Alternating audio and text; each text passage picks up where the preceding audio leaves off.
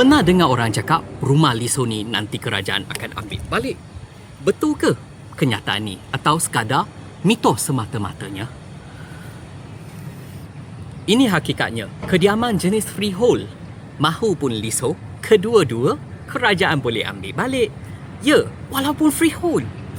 Kalau kerajaan perlukan tanah itu untuk membuat lebuh raya, MRT, pembangunan awam, mereka berhak ambil balik. Tapi jangan risau, anda akan dibayar papasan ikut nilai pasaran, market price.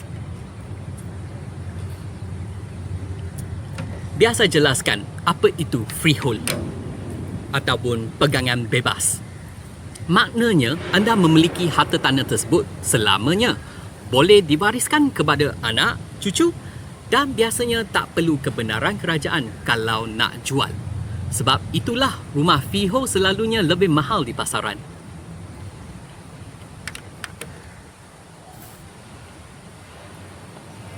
Sekarang kita tengok leasehold ataupun pegangan pajakan. Tang ni ramai yang keliru. Anda tak memiliki tanah tu selamanya. Anda sebenarnya menyewa dari kerajaan. Biasanya untuk tempoh 99 tahun. Contohnya begini. Kalau pajakan bermula tahun 2010 dan anda beli pada tahun 2020, baki tempoh yang tinggal untuk anda hanyalah 89 tahun. So, selepas 99 tahun, bila tempoh pajakan anda dah habis, anda boleh mohon untuk lanjutkan atau extend tempoh tersebut, tapi ia bukan jaminan 100%. Mungkin akan fail.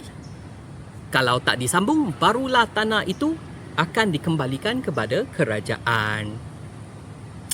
Jadi mungkin anda akan tanya, kenapa masih banyak yang berebut nak beli leasehold? Sebab murah harganya. Lebih murah dari freehold.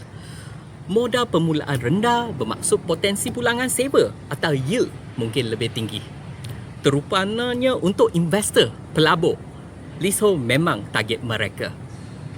Ikuti saya kalau anda nak belajar ilmu harta tanah dengan cara paling mudah, tanpa istilah jargon yang pelik-pelik. My name is James.